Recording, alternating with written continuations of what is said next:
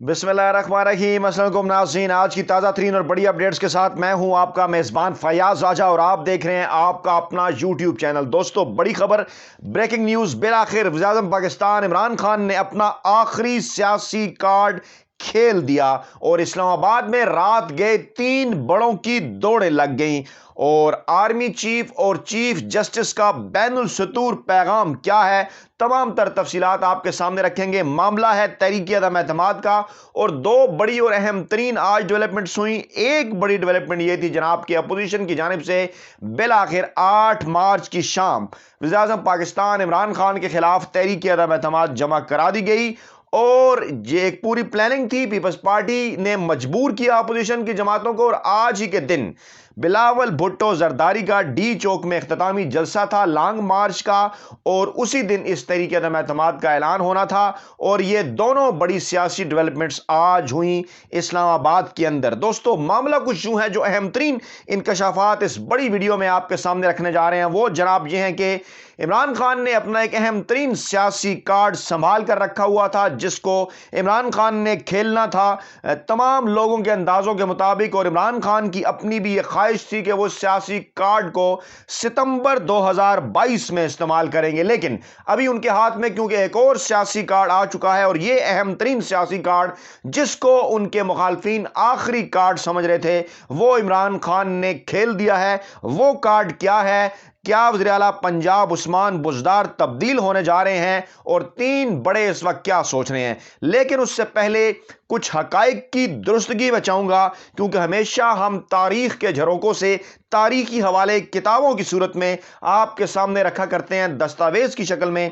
आज एक सियासी जमात के सरबराह पाकिस्तान के साबिक सदर आसिफ जरदारी और नाम नहाद सहाफ़ी हामिद मीर की जानिब से एक झूठ बोला गया और पहले वो झूठ के सबूत हम आपके सामने रखते हैं और असल सच आपको दिखाते हैं। यह है किताब जनाब हामिद मीर कहानी और इसके अंदर हामिद मीर के इंटरव्यूज़ हैं जो बड़े शौक से उन्होंने अपने कुछ पसंदीदा लोगों को दिए।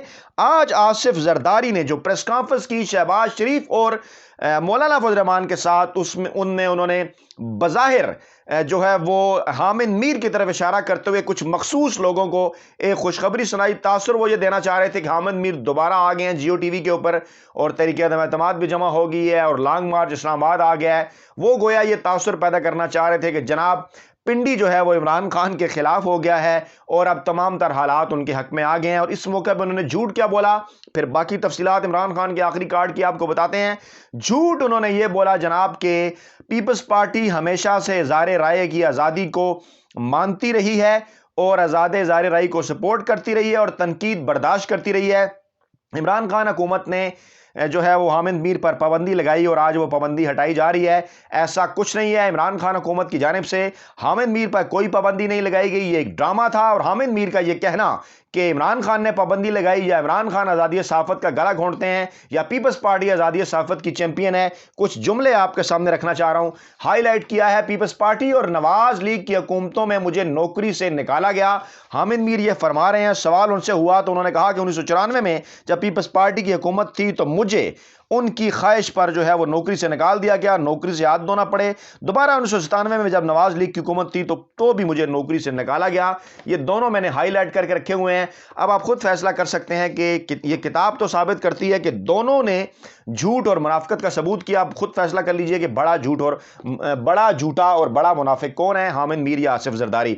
अब आते हैं जनाब आज के मामले की तरफ। पहले नंबर गेम आपके सामने रखता हूं और फिर आपको बताता हूं जनाब कि किसी किस्म की अल्हम्दुलिल्लाह कोई टेंशन न लें, आखिरी जीत हमेशा हक और सच की हुआ करती है। अगर आप ये समझते हैं कि इमरान खान हक और सच के साथ खड़ा हुआ है, अगर आप ये समझते हैं कि आप हक और सच के साथ खड़े हुए हैं, तो आपको बिल्कुल भी परेशान होने की जरूरत नहीं। टीवी चैनल चाहे वो जियो हो, ARY हो, दुनिया हो, एक्सप्रेस हो या कोई और टीवी चैनल हो, उनकी ट्रांसमिशन में एक हुबारे के मखसूस तासुर को लेकर जो कि रेटिंग के लिए होते हैं उसको लेकर कतन आप इस किस्म की परेशानी का शिकार ना हो कि इमरान खान की हुकूमत के खिलाफ तहरीक अदम एतमाद कोई कामयाब होने ہونے جا رہی ہے یا حکومت ختم ہو رہی ہے؟ جناب دونوں کام ہو گئے. پیپلز پارٹی کا لانگ مارچ بھی ہو گیا, 5,000 لوگ بھی وہ 10 دن کی بھرپور نوٹ جوڑ اور سر توڑ کوشش کے باوجود ڈی چوک میں لانگ مارچ کو بدنام کر کے آج پیپلز پارٹی قابل ترس ہو گئی. 5,000 سے لوگ بھی زیادہ وہ اکٹھے نہ کر سکی. تحریک عدم اعتماد بھی جمع ہو گئی. عمران خان اس وقت بھی وزیر اعظم ہیں.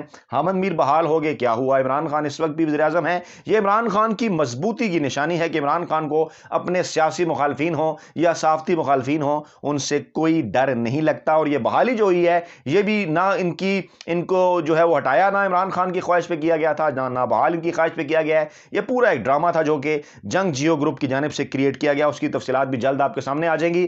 نمبر گیم جناب اس وقت ہاؤس کے اندر یہ ہے کہ 162 ارکان کی حمایت حاصل ہے. کاغذوں کے اوپر پاکستان مسلم لیگ نواز, جمعیت علماء اسلام, پیپلز پارٹی سمیت دیگر پی ڈی ایم کی اپوزیشن جماعتوں کو. عمران خان کی قیادت میں حکومتی اتحاد کے پاس اس وقت 179 ارکان ہیں اور ہاؤس ہے 341 لوگوں کا, کیونکہ ایک نشست فوتگی کے باعث خالی ہے. اصل میں 342 کا ایوان ہوا کرتا ہے. طریقہ کار کچھ لوگ پوچھ رہے ہیں وہ یہ ہوگا جناب کہ آج 8 کے بعد آگے 14 دن ورکنگ ڈیز گنے جائیں گے, اور کچھ لوگوں کا یہ کہنا ہے کہ ورکنگ ڈیز نہیں, سارے ڈیز اس کے اندر شامل ہوتے ہیں. تو کل سے اگر ان دنوں کا گننے کا آغاز کریں تو 22 مارچ کی تاریخ بنتی ہے, اور 22 مارچ کی تک جو ہے وہ انہوں نے اجلاس سے اسپیکر نے آئینی اور قانونی طور پر بلانا ہے. یعنی 22 مارچ تک انہوں نے فیصلہ کرنا ہے. 22 مارچ کو وہ اجلاس بلا سکتے ہیں, 23-24 سے آگے کسی بھی تاریخ کو. تو گویا یہ جو معاملہ ہے 29, 30, 31 مارچ تک بھی جا سکتا ہے. ایک رائے یہ ہے اس حوالے سے, اور دوسری رائے یہ ہے عمران خان کو یہ بھی تجویز دی گئی ہے اور اس کے اوپر بھی غور و غوص ہو رہا ہے کہ جو او آئی سی کا اجلاس ہے وزراء خارجہ کا 22-23 مارچ کو, اس سے پہلے ہی جو ہے وہ اس معاملے کو بھگتا دیا جائے. تو اگلا جو ہفتہ جو سٹارٹ ہونے جا رہا ہے اس ہفتے کے اندر بھی 20 مارچ اور 15 مارچ کے درمیان بھی کچھ لوگوں کا یہ کہنا ہے کہ یہ آپشن گورنمنٹ کے پاس موجود ہے, وہ طریقے عدم اعتماد کو نمٹا سکتی ہے. ساتھ ساتھ ایک معاملہ چل رہا ہے اسلام آباد کے ساتھ ساتھ پنجاب کا, آپ نے دیکھا ہوگا, اور خود سے بھی سائنٹیفک انالیسس کیا کریں, ذرا سوچا کریں, بجائے میڈیا کے پیچھے لگنے کے. یہ جو نام نہاد روایتی میڈیا طرح طرح کا تاثر پھیلانے کی کوشش کرتا ہے, آپ خود یہ سوچئے کہ پنجاب کے اندر اب یہ جو مسائل سامنے آ رہے ہیں, کیا ان مسائل کا تعلق اسلام آباد میں اپوزیشن کی طریقے عدم اعتماد کے ساتھ ہے؟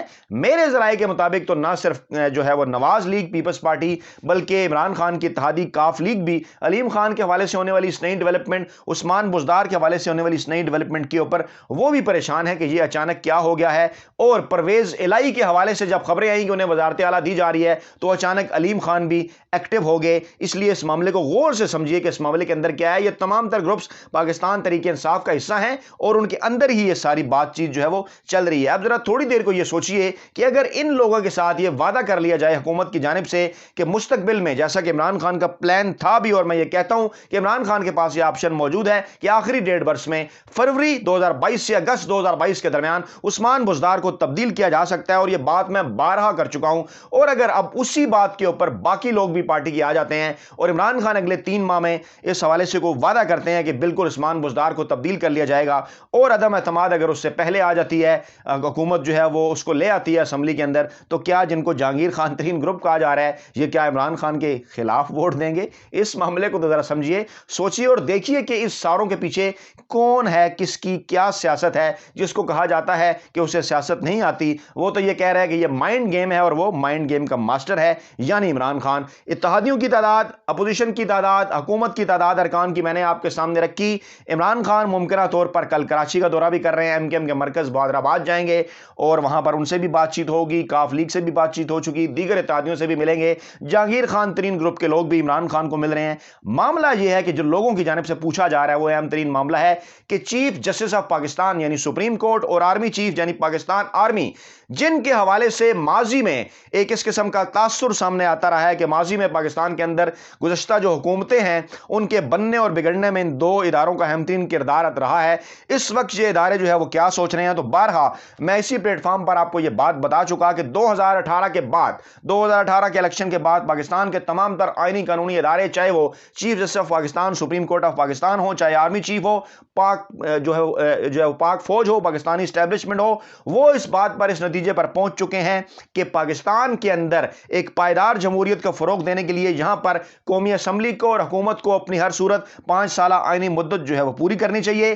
اس کے حوالے سے بین السطور سپریم کورٹ اور چیف جسٹس آف پاکستان کی جانب سے بھی آ چکے ہیں کئی ریمارکس، اور اس کے ساتھ ساتھ D G I S P R اور آرمی چیف کی جانب سے بھی بین السطور بیانات آ چکے ہیں کہ وہ پاکستان کی منتخب جمہوری اور آئینی حکومت کے ساتھ کھڑے ہوئے ہیں، اور ایک غلط تاثر جو ہے وہ اپوزیشن کی جماعتوں کی جانب سے یہ پھیلانے کی کوشش کی جا رہی ہے۔ آج کے دن حامد میر کی تعیناتی کا جو حامد میر کے بحالی کا اعلان کر کے، یا یہ کہہ کر کہ جناب ہم نے عدم اعتماد جمع کرا دی ہے، اور کانفیڈنس دکھا کر، جس پہ لوگ بھی بات کر رہے ہیں کہ کیوں اتنے کانفیڈنس ہیں کہ پنڈی تو ان کے ساتھ نہیں مل گیا، اور ان کے نیوٹرل ہونے کا کیا مطلب ہے؟ تو دوستو ابھی تو کہانی شروع ہوئی ہے، ابھی تو اپوزیشن نے اپنے کارڈز کھیل دیے ہیں، اور اس کے بعد اب کارڈز کھیلنے ہیں حکومت نے اگلے 2 سے 3 ہفتوں کے دوران، اگلے 1 ہفتے کے اندر بھی، اور اتنا آسان نہیں ہے کیونکہ 172 ارکان اپوزیشن نے پروڈیوس کرنے ہیں، 162 ارکان ان کے پاس کاغذوں کے اوپر ہے، ان میں سے بھی 13 ارکان ان کے ساتھ رابطے میں نہیں ہیں، اور ہماری معلومات کے مطابق بار بار ہم کہہ رہے ہیں کہ 149 لوگ ابھی تک اس بات کے اوپر قائل ہو سکے ہیں